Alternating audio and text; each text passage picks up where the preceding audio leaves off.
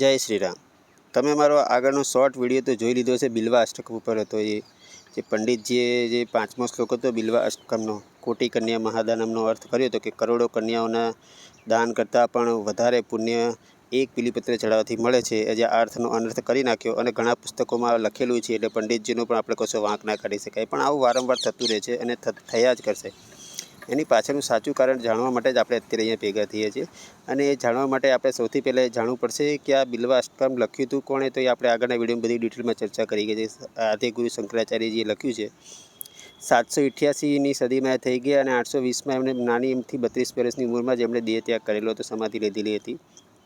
અને એ સમયગાળા દરમિયાન એમણે આ બિલ્વા અષ્ટકમની રચના કરી હતી. અને આદિગુરુ શંકરાચાર્યજી પોતે પગે ચાલીને આખા ભારતની પરિક્રમા કરી ચૂકેલા હતા. અને એ સમયગાળામાં ભારતની વસ્તી 40થી 50 લાખથી વધારે હતી નહીં.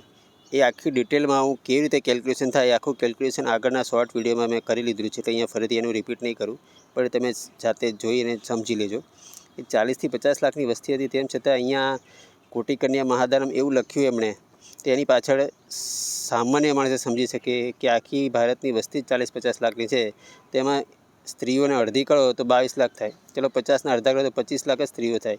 તો કરોડો સ્ત્રીઓનું દાન કરવાની વાત તો આવું વિચારી જ કોઈ શકે નહીં ને. અને આ તો શંકરાચાર્યજી છે. શંકરાચાર્યજી કેટલા મહાજ્ઞાની હતા. બધા વેદો ઉપનિષદોનું બધાનું પઠન કરીને બેઠા હતા. તો એ આવી ભૂલ કરે? આવું કદી કરે જ નહીં, એમનાથી થાય જ નહીં. પણ આ આપણા લોકોની મહાભૂલ કહેવાય અને આપણા લોકોની મૂર્ખામી કહેવાય કે આપણે કોટી કન્યા મહાદાનમને કરોડો કન્યાનું દાનમાં ગણી નાખ્યો. ભાઈ એ વખતે વસ્તી જ નહોતી કરોડોની. 1 કરોડની શું 50 લાખની વસ્તી નહોતી. પણ આ અર્થનો અનર્થ આપણે કરી નાખ્યા અને વર્ષોથી કરતા આવ્યા છીએ, કરતા રહીશું આગળ ને આગળ. જો આ સાચો શબ્દ નહીં સમજીએ તો, સત્યને નહીં જાણીએ તો, સત્ય પાસે નહીં પહોંચીએ તો. સત્ય જાણવા માટે સત્યની પાસે પહોંચવું જ પડે. તો આપણે શરૂઆત કરીએ કે એ સમયની વાત કરીએ કે જ્યારે શંકરાચાર્યજીએ આ રચના કરી.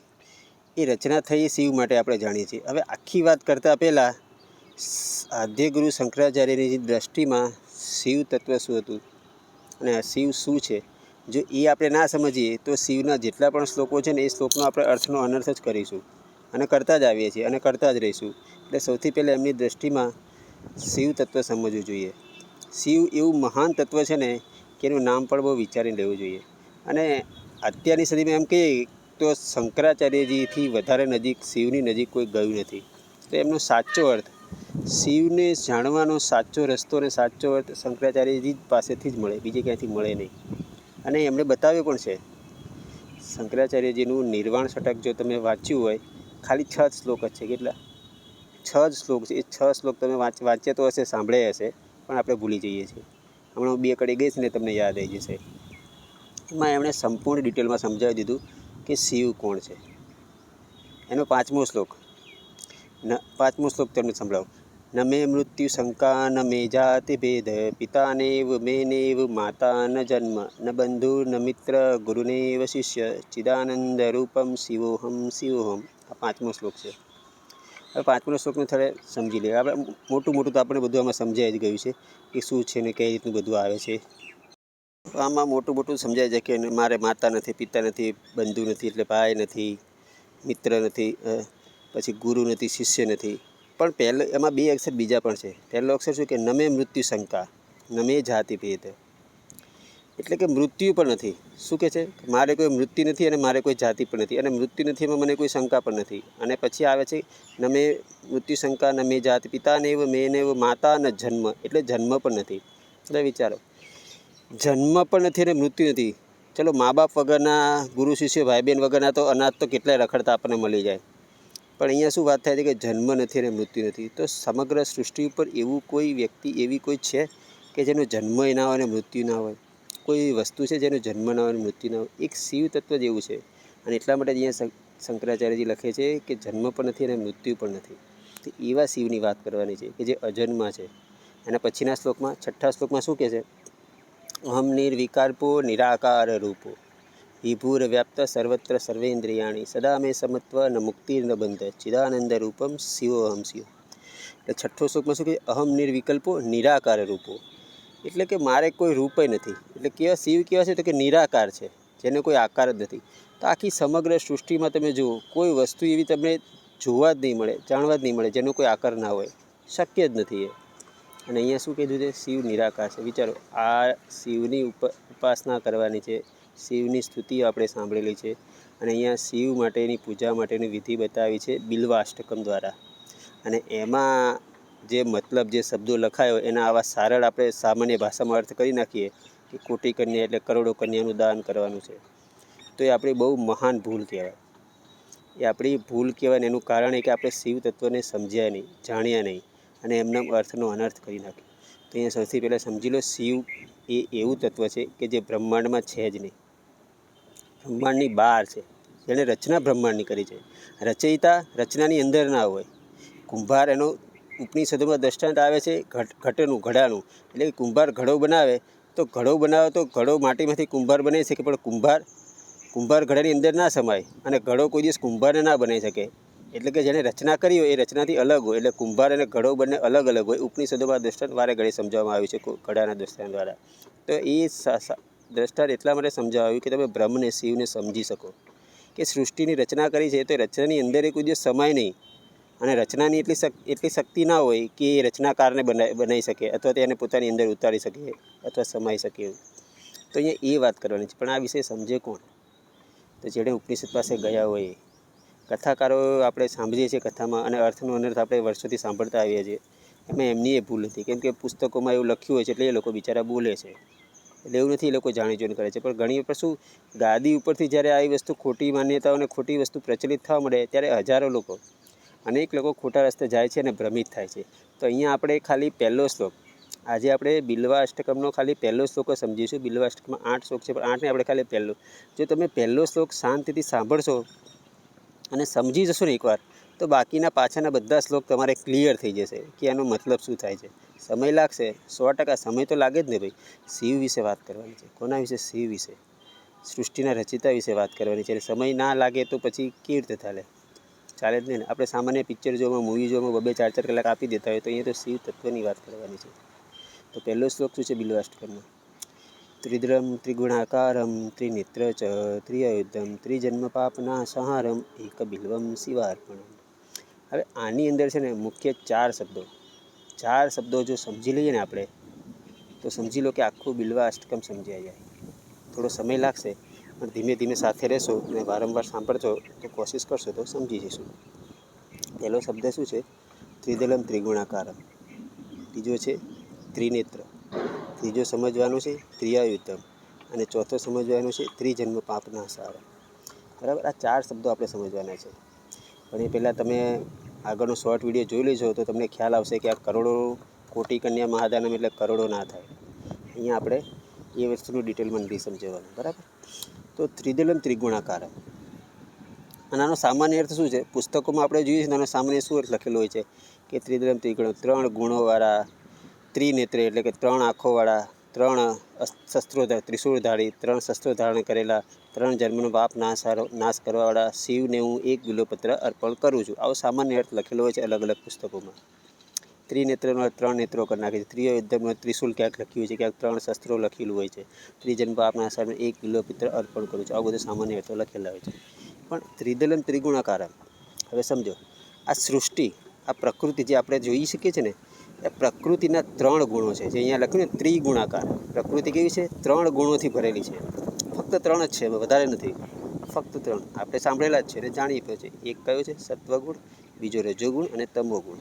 આ 3 દળ છે. શું કીધું? ત્રિદલમ ત્રિગુણાકાર.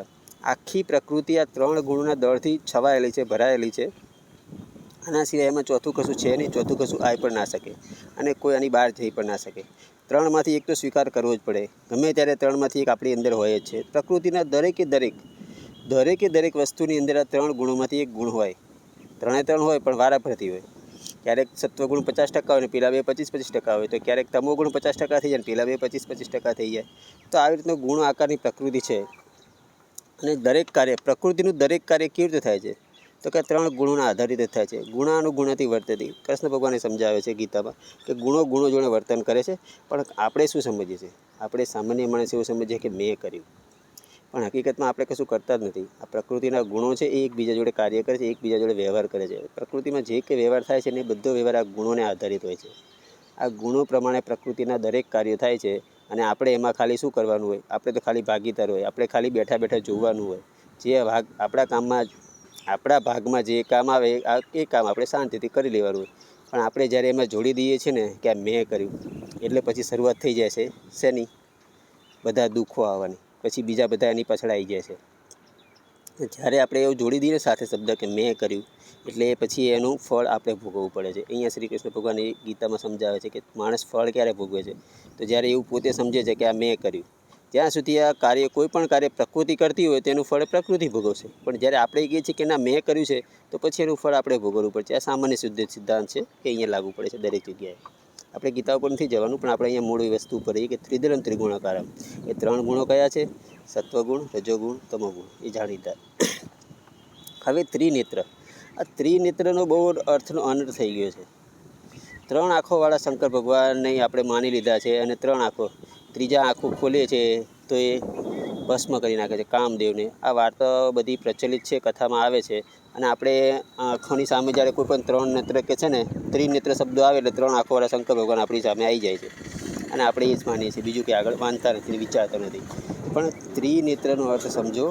શિવ કોણ કીધા? તો કે સૃષ્ટિની રચના જેણે કરી છે, સૃષ્ટિની બહાર છે. હવે શિવ સૃષ્ટિની બહાર છે ને આપણે એને કહીએ છીએ કે 3 નેત્રો ક્યાંથી હોય? તો પછી એને 3 આંખોવાળા શંકર ભગવાન આખી અલગ વાત છે. કેમ કે એમને તો શું હતું? શરીર હતું, અને શરીર હોય એને આંખો હોય. જ્યારે અહીંયા શિવ તો બ્રહ્માંડની બહાર છે, સૃષ્ટિના રચયિતા છે, તો એમને શરીર ના હોય તો પછી આંખો ક્યાંથી હોય? ને આમાં તો 3 આંખો લખી છે. તો પછી કેવી રીતે સમજવાનું? એટલા માટે જ કીધું કે વારંવાર ઉપનિષદો પાસે જવું પડે. અને આ વાત કોણ લખે છે? શંકરાચાર્યજી લખે છે. આ વાત લખવાવાળા કોણ છે એનો વિચાર કરવો જોઈએ ને આપણે આપણી બુદ્ધિથી વિચારીએ એવું ના ચાલે ને. લખવાવાળા શંકરાચાર્યજી મહા જ્ઞાની વ્યક્તિ જ્યારે લખતું હોય ત્રિનેત્ર, તો એવું લખે સામાન્ય કે 3 આંખોવાળા? આવું લખે? ના લખે ને. તો એમની દૃષ્ટિએ ત્રિનેત્ર એટલે શું હતું? તો એમણે ત્રિનેત્ર લખવાનો મતલબ શું? જો આપણે જાણીએ છીએ આ પૃથ્વીની ઉપર શું છે? તો કે આકાશ. પૃથ્વીની નીચે શું છે? તો એ આકાશ જ છે. પણ આપણે એને શું કહીએ છીએ? પાતાળ. એક છે પૃથ્વી, પૃથ્વીની ઉપર આકાશ, અને પૃથ્વીની નીચે પાતાળ. બરાબર? 3 થયું? 3 થઈ ગયા. આ જ 3 નેત્રની વાત કરે છે શંકરાચાર્યજીએ. આને જે ત્રિનેત્ર કીધું છે. ત્રીજું નેત્ર એટલે કયું? તો કે પૃથ્વી. ઉપરનું એક નેત્ર એટલે આકાશ, અને બીજું નેત્ર એટલે પાતાળ. આ 3 નેત્રો એટલે આને ત્રિનેત્ર કીધું શંકર ભગવાને શિવના. શંકરાચાર્યજીએ શિવના 3 નેત્રો કયા કીધા? તો કે એક પૃથ્વી, એક આકાશ, અને એક પાતાળ. એમાં પૃથ્વી વચ્ચેનું નેત્ર. હવે આવું તો આપણે ક્યારેય જીવનમાં સાંભળ્યું નથી. તમે કહેશો આ તો તમે ગપ્પા મારો છો. વાત તમારી સાચી, કોઈ પુસ્તકમાં લખ્યું નહીં હોય, તમને વાંચવા નહીં મળે. તો પછી સાચું કેવી રીતે માનવાનું? તમે થોડી વાર સાથે રહેજો, આગળ બીજા બે શબ્દોના અર્થ તમે સાંભળજો, તો તમને ખ્યાલ આવશે કે ના બરાબર છે, આ જ અર્થ હોઈ શકે. સાચું લાગે તો સાચું જાણવું હોય, સત્ય જાણવું હોય, તો એના માટે મહેનત કરવી પડે. અને સત્ય પ્રગટ થાય છે, ક્યાંય છપાયેલું હોય નહીં. જ્યારે શંકરાચાર્યજી આ પ્રથમવાર લખ્યું ત્યારે એમણે ક્યાંય વાંચ્યું નહોતું વાંચ્યું ને. તો એવી જ રીતે અત્યારે જે તમે આ પ્રથમવાર સાંભળો છો કે 3 નેત્રનો મતલબ, એક નેત્ર આકાશ, બીજું નેત્ર પૃથ્વી, અને ત્રીજું નેત્ર પાતાળ, એટલે કે પૃથ્વીની નીચેનો ભાગ. પૃથ્વી વચ્ચે આકાશમાં તરતી છે. હવે આપણે બીજો શબ્દ સમજીએ, ત્રિયાયુધમ. હવે અહીંયા શું લખ્યું છે? ત્રીજો શબ્દ લખ્યું છે ત્રિયાયુધમ. હવે આપણે બધાએ સામાન્ય અર્થમાં આપણે બધાએ જોયું છે કે શંકર ભગવાનના હાથમાં તો શું હોય છે? ત્રિશુલ હોય છે. ત્રિશુલ એટલે એક શસ્ત્ર. અહીંયા ત્રિયાયુધમ એટલે 3 શસ્ત્રો થયા. શંકર ભગવાન તો એક જ શસ્ત્ર ધારણ કરે છે, ત્રિશુલ. પણ અહીંયા કથાકારોએ, પુરાણોકારોએ અને ચોપડીવાળાએ લખવામાં શું લખી નાખ્યું કે ત્રિશુલને 3 અણીઓ હોય છે. એટલા માટે એને ત્રિયાયુધમ કીધું. ત્રિશુલને 3 અણી હોય છે. આપણે ત્રિશુલની જોયું છે કે આ રીતના ત્રિશુલ હોય છે, 1, 2, 3. એક સીધો ભાગ હોય, એક આ બાજુ ભાગ હોય, એક આમ સીધો ભાગ. એટલે એને 3 અણીવાળું કીધું, એટલે ત્રિશસ્ત્ર, એટલે 3 શસ્ત્રો કહી દીધા. પણ એને 3 શસ્ત્રો નથી કીધા, સમજવાની જરૂર છે. ત્રિયાયુધમ શિવનું શસ્ત્ર છે. આ કોનું છે? શંકર ભગવાનનું શસ્ત્ર નથી. શંકર ભગવાન હતા અને શિવ તત્વ અલગ છે. અને એનું શસ્ત્ર એ વાત છે કે એમની પાસે ત્રિયાયુધમ છે. તો જે શિવ આખી સમગ્ર સૃષ્ટિ બ્રહ્માંડના રચિતા છે, એનું શસ્ત્ર કેવું હોય? સામાન્ય હોઈ શકે શું? એના શસ્ત્રથી કોઈ બચી શકે એવું શસ્ત્ર હોય? નાનું મોટું ના હોય ને. તો એમનું શસ્ત્ર એમના જેવું જ હોય ને, મહાન. તો અહીંયા એમનું શસ્ત્ર શું છે? 3 શસ્ત્ર છે. એ કયા છે 3 શસ્ત્ર? શું છે? અને એનાથી કોઈ બચી પણ ના શકે. એ શસ્ત્ર એવા ભયંકર છે કે એનાથી સમગ્ર સૃષ્ટિનું કોઈ બચી ના શકે અને એવા હોય તો જ એ શિવના શસ્ત્રો કહેવાય ને. બાકી સામાન્ય શસ્ત્રો હોય તો હવે ત્રિશુલથી તો રાવણ બચી ગયો હતો. રાવણનું ત્રિશુલ નહોતું કરી શકતું. લો તો પછી એ શિવનું તત્વ, શિવનું અસ્ત્ર કેવી રીતે કહી શકાય જ્યારે શિવે તો સમગ્ર સૃષ્ટિની રચના કરી રાખી? તો રાવણની શું ઓકાત છે એ ટકીને ઊભો રહી શકે શિવના અસ્ત્ર સામે? પણ ત્રિયાયુધમ એટલે 3 શસ્ત્રો. કયા 3 શસ્ત્ર? પહેલું શસ્ત્ર શું છે તો કે અગ્નિ એટલે કે પ્રકાશ. બીજું શસ્ત્ર શું છે તો કે જળ. અને ત્રીજું શસ્ત્ર શું છે તો કે વાયુ. આ 3 શક્તિ, આને જે ત્રિયાયુધમ કીધું છે, આ 3 શક્તિ શિવની છે. અને આ 3 દ્વારા જ સમગ્ર બ્રહ્માંડની પાલન પોષણ, ભરણ પોષણ, સંહાર, નાશ, જે કોને બધું 3 દ્વારા જ થાય છે. અને આ 3થી બચવાની શક્તિ કોઈનામાં નથી. સમગ્ર બ્રહ્માંડમાં કોઈ વસ્તુ એવી નથી જે આ 3 જણાથી બચી શકે. હવા, પાણી, અગ્નિ, આ 3થી કોઈ વસ્તુ બચી ના શકે. દરેક વસ્તુનો, બ્રહ્માંડની દરેક વસ્તુનો નાશ આ કરવાની શક્તિ આ 3માં છે. બની શકે કોઈ હવાથી બચી જાય પણ પાણીથી ના બચી. જે પાણીથી બચી જાય એ અગ્નિથી ના બચે. જે અગ્નિથી બચી જાય એ પાણીથી ના બચે, મરી જાય, એનો નાશ થઈ જાય, મરી જાય. એટલે સામાન્ય માનવીની વાત નથી થતી. પણ બ્રહ્માંડના કોઈ પણ તત્વને લો તો 3 વસ્તુથી બચે નહીં. અને આ શસ્ત્ર છે એ શિવના શસ્ત્ર છે. શિવ દેખાતા નથી, શિવ બ્રહ્માંડની બહાર છે, તો શસ્ત્રો પણ એવા હોવા જોઈએ ને મોટા. ત્રિશુલ તો નાનું સામાન્ય વસ્તુ થઈ ગઈ કહેવાય ને, લોખંડથી બનેલું નાનું સામાન્ય અસ્ત્ર થઈ ગયું કહેવાય. એ શિવનું અસ્ત્ર થોડું હોય. અહીંયા ત્રિયાયુધમ એટલે 3 એવા આયુધો છે કે જેને સંસારમાં કોઈ સામનો ના કરી શકે. અગ્નિનો સામનો કોઈ ના કરી શકે, જળનો સામનો કોઈ ના કરી શકે, અને વાયુનો સામનો કોઈ ના કરી શકે. આ 3 શસ્ત્રો એવા મહાન શસ્ત્રો છે જે સમગ્ર સૃષ્ટિને ફેરવી શકે, સમગ્ર સૃષ્ટિનો નાશ કરી શકે. અને આ 3 શસ્ત્રો દ્વારા સમગ્ર સૃષ્ટિનું પાલન પોષણ અને ભરણ પોષણ થાય છે. તો અહીંયા એ 3 શસ્ત્રો છે. તમને વાત સાચી લાગતી હોય તો થોડું વિચારજો કે કઈ વસ્તુ એવી છે જે આ 3 શસ્ત્રોથી બચી શકે છે, કોનો નાશ ના થઈ શકે આ 3 શસ્ત્રો ધારે તો. અને જેટલા લોકોનો નાશ થયો છે એમાં આ 3 શસ્ત્રોનો ઉપયોગ ના થયો હોય. જેટલા પણ પદાર્થોનો, માણસની વાત જ નથી કરતો હું, તો સમગ્ર વિશ્વની વાત કરું છું, સમગ્ર બ્રહ્માંડની વાત કરું છું. કોઈ પણ ગ્રહનો નાશ થાય તો ગ્રહનો નાશ થવામાં કોનો હાથ હોય છે? આ 3 શસ્ત્રોનો જ હાથ હોય છે. 3માંથી એક જ હાથ હોય છે. વાયુ હોય, કાં જળ હોય, કાં અગ્નિ હોય. આ 3 જ છે કે જે સમગ્ર બ્રહ્માંડનો નાશ કરી શકે. જેટલા સુધી અત્યાર સુધી નાશ થયા છે એ 3 દ્વારા જ થયા છે. એટલા માટે એને ત્રિયાયુધમ કીધું. આ શંકરાચાર્યજીની દ્રષ્ટિ છે, તમારી મારી નથી. આ રચના કોની છે? શંકરાચાર્યજીની છે. અને સમગ્ર વેદો ઉપનિષદો એમને મોઢે હતા. અને સાક્ષાત શિવ તત્વની એકદમ નજીક, સૌથી નજીક પહોંચેલા હતા. એટલા માટે આ બધું એ જાણી શક્યા અને એટલે વિચારીને એમને લખ્યું. હવે ત્રીજું આગળ વાંચો. ત્રિજન્મ પાપ સહાર. શું લખ્યું છે? ત્રિજન્મ પાપ સહાર. હવે આપણે લોકોએ કથામાં અનેક વાર સાંભળ્યું છે કે માણસનો જન્મ તો 84 લાખ યોનિઓ પછી ફરે છે. માણસના તો અનેક જન્મો થયા છે. આપણે તો હજારો જન્મ થઈ ગયા છે. આપણે આવું બધું 1000 વાર સાંભળ્યું છે, કથાઓમાં, પુરાણોમાં, બધામાં સાંભળ્યું છે, બરાબર. પણ અહીંયા શંકરાચાર્યએ પહેલી લીટીમાં શું લખે છે કે ફક્ત ત્રિજન્મ પાપ સહાર, એ 3 જ જન્મના પાપનો સંહાર કરે છે એક બિલ્વપત્ર ચડાવવાથી. તો આપણે ક્યારે વિચાર કર્યો કે શંકરાચાર્યજી આવું કેમ લખ્યું કે 3 જ જન્મનો નાશ કરવાનો, પાપનો 3 જન્મના પાપનો નાશ કરવાનો? આપણે તો 1000 જન્મ થયા છે, અનેક જન્મો લીધે આપણે, તો એ બીજા બધા જન્મના પાપનું શું કરવાનું? એનો નાશ નહીં કરવાનો? એના માટે શું વિધિ? તો આવો સવાલ પૂછો તો જવાબ મળે કે હકીકતમાં ઉપનિષદો, વેદો બધા કહે છે, ઉપનિષદો, શ્રીમદ ભગવદ્ ગીતા બધા સાક્ષી પુરાવે છે કે મનુષ્યનો એક જ જન્મ થાય છે. મનુષ્યનો એક જ વાર જન્મ થાય છે. જે તમે અત્યારે જીવતા છો ને એ તમારો પહેલો જન્મ છે અને આ જ તમારો છેલ્લો જન્મ છે. તમે માનો કે ના માનો, સ્વીકારો કે ના સ્વીકારો, કોઈ બીજો જન્મ તમને મળવાનો છે નહીં. અને આની પહેલાંય કોઈ તમને જન્મ નહોતો મળ્યો. એનો પુરાવો આ પહેલો જ શ્લોક છે બિલ્વાષ્ટકમનો. એમાં શંકરાચાર્યએ શું કીધું? 3 જ જન્મના પાપનો નાશ કરવાનું કીધું. હવે હું એક જન્મ કહું છું અને અહીંયા 3 જન્મ, 3 અને 1 બંને સમાન કેવી રીતે થાય એ તમે સાંભળશો તો ખ્યાલ આવશે. 3 જન્મના પાપનો નાશ કરવાનું કેમ કહે છે શંકરાચાર્યજી? 4 કેમ નથી કહેતા? 5 કેમ નથી કહેતા? આપણે તો કથાઓમાં સાંભળ્યું છે, આપણે તો અનેક જન્મ લીધા છે. આપણે તો પિંડદાન કરતા જ આવીએ છીએ વર્ષોથી. કેટલાય જન્મોના પાપોનું ધોવાણ થાય એટલા માટે કેટલાય પુણ્યો કરાવે છે, આ કરાવે તે કરાવે.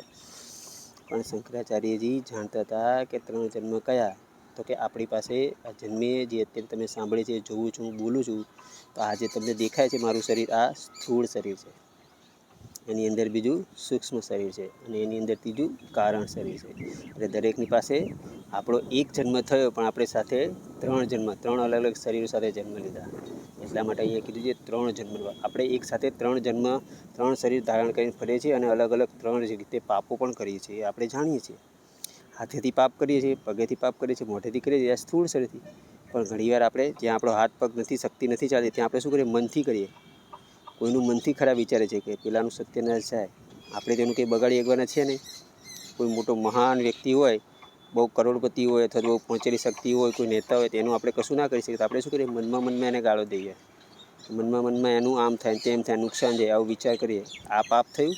આ પાપ શરીરથી તો થયું નહીં. ક્યાંથી થયું? મનથી થયું. તો કે સૂક્ષ્મ શરીરથી થયું.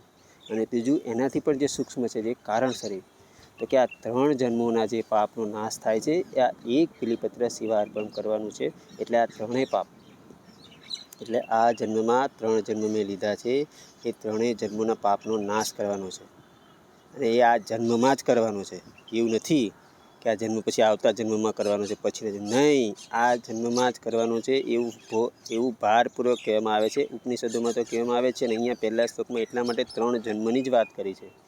ચોથો કે પાંચમો કે 1 કે 2ની વાત નથી કરી, કે 3 શરીર દ્વારા આપણે એક સાથે પાપ કરીએ છીએ, એનો એક સાથે નાશ કરવાનો, અને આ જન્મમાં જ કરવાનો છે. બીજો જન્મ નથી લેવાનો. તો આ એનો પહેલો શ્લોક છે. આ પહેલા શ્લોકનો આ રીતનો અર્થ થાય કે જે શક્તિ આખી પ્રકૃતિની જે ત્રણ ગુણો છે, એ ગુણો દ્વારા આખી પ્રકૃતિ ચાલે છે. એ 3 ગુણો દ્વારા જ આપણે માણસ નહીં, એમાં પશુ પક્ષી, વૃક્ષો, પહાડ, નદી, બધા ચરાચર જગત આવી જાય છે. એ બધા 3 ગુણો પ્રમાણે જ કાર્ય કરે છે. અને એના 3 નેત્રો આપણે જાણી લીધા કયા છે? આકાશ, પૃથ્વી અને પાતાળ. અને એના 3 અસ્ત્રો કયા છે? તો કે વાયુ, જળ અને અગ્નિ. આનાથી કોઈ બચી શકે નહીં, અને આના સિવાય આપણાથી ચાલે નહીં. આ જ આપણું રક્ષણ કરે છે, અને આ જ નાશ કરે છે. કોઈ પણ વસ્તુનો નાશ થાય તો એના માટે કારણ આ 3 શસ્ત્રો હોય છે, અને કોઈ પણ વસ્તુનું રક્ષણ થાય તો એના માટે પણ કારણ આ 3 અસ્ત્રો જ હોય છે. આ દ્રષ્ટિ કોની છે? તો એના માટે જવું પડે. સત્ય જાણવા માટે શંકરાચાર્ય જે જગ્યાએ હતા, જે સમયગાળામાં હતા, એ સમયગાળામાં જઈ અને વિચાર કરવો પડે. અને અઘરું તો છે આ કામ, આ કાર્ય અઘરું છે. કેમ કે આપણે આપણી બુદ્ધિથી આપણા 20મી સદીમાં 21મી સદી પ્રમાણે વિચારીએ તો એ શક્ય ના થાય. 21મી સદી પ્રમાણે 700ની સદીનું, 800ની સદીનું આપણે વિચાર કરવા જઈએ તો બંને ભેગું કરવા જઈએ તો બંને ભેગું થાય નહીં. પણ ઉપનિષદોમાં જે લખ્યું છે એ તો સત્ય છે જ, અને એ આપણે સ્વીકારવું જોઈએ ને. ઉપનિષદોએ અનેક વાર કીધું છે, ઉપનિષદોમાં અનેક વાર કીધું છે. પણ તકલીફ એ છે કે અત્યારે સમય નથી આપણી પાસે. કથા આપણે શોર્ટમાં દોડે ઓનલાઈન સાંભળતા હોઈએ છીએ. એમાંય 2 કલાક બેસવાનો સમય છે નહીં. અને કથા કરવાવાળાનો કંઈ વાંક નથી, કેમ કે એ લોકો બિચારા પુસ્તકમાંથી વાંચતા હોય છે. અને પુસ્તકોમાં અત્યારે ભેળસેળ એટલી બધી થઈ ગઈ છે, હદ વગરની. અને શાંતિથી વિચારો. સત્ય જાણવા માટે શાંતિથી વિચારવું પડે. તો વિચારવા માટે સમય નથી. સમય જ નથી એવું નથી, સમય આપણે આપીએ છીએ, પણ ખોટી જગ્યાએ આપીએ છીએ. તો હવે તમે પહેલો શ્લોક જો આ રીતે સારી રીતે સમજી જાઓ કે જે શિવની ઉપાસના કરવાની છે, એ જે શિવ તત્વ બ્રહ્માંડની બહાર છે, તો અહીંયા એવી ભૂલ આપણે કેવી રીતે કરી શકીએ કે ભાઈ કરોડો કન્યાની દાન? આવું કેવી રીતે શંકરાચાર્ય જેવી મહાન વ્યક્તિ આવું વિચારી ના શકે કે કરોડો કન્યાનું દાન કરે તો 1 બિલીપત્ર જેટલું ફળ મળે? કરોડો કન્યાની સરખામણી 1 બિલીપત્ર જોડે શંકરાચાર્ય જેવી વ્યક્તિ કરી શકે ખરી? આ ભયંકર ભૂલ મહાન જગતગુરુ શંકરાચાર્યને આપણે કરાવી દીધી. આપણે એમના માથે ઢોળી દીધી કે આ તો શંકરાચાર્યએ કીધું છે કે કરોડો કન્યાનું દાન કરો ને. એટલે કરોડો કન્યાઓની કિંમત કેટલી કરી આપણે? એક વૃક્ષના ઝાડના પાંદડા જેટલી કરી નાખી. અને બહેનો બેઠા બેઠા તાલીઓ વગાડતા હતા કે વાહ વાહ, શું સરસ વાત કરી છે. અરે કરોડો સ્ત્રીઓની સન્માનની બધાની કિંમત કરી નાખી એક વૃક્ષના પાન જેટલી. અને વૃક્ષનું પાન બીજા દિવસે આપણે બધા ફેંકી દઈએ છીએ. કચરાના ઢગલામાં જાય છે. તો આવી ભૂલો આપણે કરતા આવીએ છીએ. એનું પાછળનું મુખ્ય કારણ શું છે? કે ઉપનિષદો પાસે જતા નથી, વેદો પાસે જતા નથી, શ્રીમદ ભગવદ્ ગીતા વાંચતા નથી, અને શાંતિથી એક જગ્યાએ બેસી અને ચિંતન કરતા નથી, સ્મરણ કરતા નથી. શાંતિથી એક જગ્યાએ બેસી અને ચિંતન કરો તો સમજાય, દરેક સવાલોના જવાબ મળે. પણ આપણી પાસે સમય નથી. તૈયાર થાળી પીરસી દેવામાં આવે ને તો એને સાંભળવાનો પણ સમય નથી. તો આ એક શ્લોક ખાલી વારંવાર તમે સમજો કે ત્રિગુણાકાર કોણ છે, કે જગતમાં 3 જ ગુણો છે, અને આખું જગત એ 3 ગુણોથી જ ચાલે છે. એમાં આપણે કશું કરવાનું આવતું જ નથી. કરવું હોય તોય ના કરી શકીએ. પણ એટલે એનો મતલબ એવું નહીં કે હાથ પર હાથ રાખીને બેસી રહો, બધું એની જાતે કામ થશે. ના ભાઈ, તમને પેટમાં ભૂખ લાગે છે તો મોઢામાં કોળિયો નાખવો પડે છે, અને મોઢુંમાં દાંત હલાવવા પડે, ત્યારે ચાવીને પેટમાં ઉતરે છે, ત્યારે હજમ થાય છે, પચે છે. એટલે મહેનત કરવાની આખી વસ્તુ અલગ છે. કર્મનો સિદ્ધાંત આખો અલગ છે. આપણે અહીંયા વાત નથી કરવાની. કર્મનો સિદ્ધાંત સમજવું હોય તો શ્રીમદ ભગવદ્ ગીતામાં જવું પડે કે કર્મ કોને કહેવાય. પણ એ થવા પાછળનું જે કારણ છે ને એ કારણ છે આ ગુણો. ગીતામાં સ્વીકાર્યું છે કે 3 ગુણો પ્રકૃતિજના ગુણો છે એ જ કાર્ય કરે છે, પણ માણસ એવું માની બેસે કે હું કરું છું અને પછી એ રોઈ રાખે છે. તો 3 ગુણો દ્વારા પ્રકૃતિ ચાલે છે. એ જ ત્રિદમ ત્રિગુણાકારમ છે. અને ત્રિનેત્ર કયા કીધા? તો એ જ પૃથ્વી, આકાશ ને પાતાળ. અને ત્રિયુદ્ધમ એટલે જે શસ્ત્રો કીધા. અને 3 જન્મો એટલે આ 3 જન્મો. આપણા 3 જન્મો આપણે અનેક જન્મો નથી લીધા અને લેવાને નથી અને મળવાને નથી. પણ ઘણા કથાકારો છેતરતા હોય છે લોકોને કે ભાઈ તમે અત્યારે મને કામ કરો, તમે મને અત્યારે 10 લાખ રૂપિયાનું દાન કરી દો, અમારા આશ્રમમાં 10 લાખનું દાન કરી દો. આવતા ભવ્ય કદાચ તમે અત્યારે સારા કાર્યો નથી કર્યા તો આવતા ભવ્ય કદાચ તમને કાગડા કૂતરાનો અવતાર મળે તો હું તમને, અથવા તો તમે ગરીબ ઘરમાં જન્મશો ને તો હું ત્યારે તમને 10 ના 50 લાખ પાછા આપીશ ને તમને પાછો કરોડપતિ બનાવી દઈશ. અને લોકો છેતરાય છે અને લોકો આવી રીતે દાન ધર્મ કરતા હોય છે અને લોકોનું ખાતું ચાલે રાખે છે. આ દુનિયા છે, સૃષ્ટિ છે, આવું બધું તેમાં ચાલે રાખે. પણ જો તમારે સત્યની પાસે જવું હોય, શિવ તત્વને જાણવું હોય ખરેખર, તો અદ્ભુત છે શિવ તત્વ. અને શંકરાચાર્ય જેવા મહાન ગુરુ હાજર છે અને એમની રચનાઓ પણ આપણી પાસે છે. તમે શિવ સ્તુતિ એકવાર વાંચો શાંતિથી, એમાં સર્વસ્વ બધું જ આવી જાય છે. અને શિવને જાણવા માટે નિર્વાણ ષટકમ એટલું સરસ લખે છે. નિર્વાણ ષટકમના શ્લોકમાં પહેલો શ્લોક શું છે કે મનોબુદ્ધ અહંકારમ ચિત્તાની નાહમ ન ચ શ્રોત્ર જીવે ન ચ ધ્રાણ નેત્રે ન ચ વ્યોમ ભૂમિ ન તેજો ન વાયુ ચિદાનંદ રૂપમ શિવોહમ શિવોહમ. દરેક વસ્તુની ના પાડી દીધી છે શંકરાચાર્યજીએ. જે તમને જોઈએ છે એ શિવ કોણ છે? તો કે શિવ પાસે કશું આવે જ નહીં. આ કોઈ વસ્તુ શિવ પાસે પહોંચી જ ના શકે, કેમ કે આ પ્રકૃતિ 3 ગુણોના આધારે ચાલે છે. 3 ગુણો જ શિવ જોડે નથી પહોંચે. અને પ્રકૃતિની રચના શિવે કરેલી છે. અને શિવ તત્વ દ્વારા પ્રકૃતિની રચના થઈ છે. તો એ પ્રકૃતિના નાના નાના 3 ગુણો લઈને આપણે શિવ તત્વ સુધી પહોંચી શકીએ, શિવ તત્વને પ્રાપ્ત કરી શકીએ. પણ આપણે તો શિવ તત્વની પ્રાપ્ત કરીને આપણે તેને ઘરમાં બાંધી રાખીએ છીએ, દરવાજામાં બંધ કરીને કે છે કે જો કે અહીંયા તો શંકર ભગવાન અત્યારે પોઢી ગયા છે, ભગવાન નહીં ઉઠે અત્યારે. ભગવાન તો 4 વાગે, આપણે ભગવાનને ઓર્ડર આપીએ છીએ કે ભગવાન 4 વાગે જ ઉઠશે અને 4 વાગે તમને એના દર્શન થશે. આવા બધા ધતિંગ અત્યારે આપણે ચાલુ કર્યા છે. અત્યારે ભગવાન ખાઈને પોઢી ગયા છે, ભગવાનને ચા પીવાનો સમય થાય 4 વાગે એટલે 4 વાગે એને ઉઠાડીએ છીએ. અરે પણ ભાઈ ભગવાનને ચા પીવાનો સમય, ભગવાનને બાંધી દેશો તમે? આવા બધા કાર્યો આપણે અત્યારે કરીએ છીએ અને ચાલે છે. તો એને કરવાવાળાને કોણ રોકી શકે? પણ જેને સત્ય જાણવું હોય એણે થોડો વિચાર કરવો જોઈએ કે ભાઈ આ શું ચાલે છે અને હું ક્યાં જાઉં છું. જો તમારે ખરેખર ઈચ્છા હોય સત્યની પાસે જવાની તો શાંતિથી સાંભળો. કોને? શંકરાચાર્યજીને સાંભળો અને વાંચો. જ્યાં સુધી તમે જાતે નહીં વાંચો ને, બીજાનું સાંભળેલું તો સાંભળ કરશો તો એમાં તમને આવા બધા અર્થના અનર્થો સાંભળવામાં મળી જ જશે. પણ જ્યાં સુધી તમે જાતે વાંચશો નહીં, જાતે મહેનત નહીં કરો, ત્યાં સુધી કશું સફળ થવાનું છે. સત્ય પાસે આપણે જાતે જવું પડે. સત્ય પાસે કોઈને મોકલી ના શકે. સત્ય પાસે જવા માટે વ્યક્તિએ પોતે જાતે જ મહેનત કરીને જવું પડે. તમને સપોર્ટ મળે સારા સારા પુસ્તકોનો, પણ ધ્યાન રાખવું પડે. અત્યારે બહુ સાવધાની રાખવી પડે. પુસ્તકો વાંચવામાં અત્યારે બહુ સાવધાની રાખવાની જરૂર છે. એટલે બની શકે એટલું જૂના પુસ્તકો, ઉપનિષદો અને શ્રીમદ ભગવદ્ ગીતા સિવાય બીજા કોઈને કશું કહેતો જ નથી. અને આદ્યગુરુ શંકરાચાર્યજીની નિર્વાણ ષટકમ છે. શિવને તમને સમજવા હોય તો આદ્યગુરુ શંકરાચાર્યજીને વાંચો. શિવ તત્વ શું છે એ તમને ત્યાંથી જ જાણવા મળશે, સત્ય જાણવા મળશે ત્યાંથી. તો અત્યારે આટલો વિડીયો આપણે શોર્ટમાં પૂરો કરી દઈશું.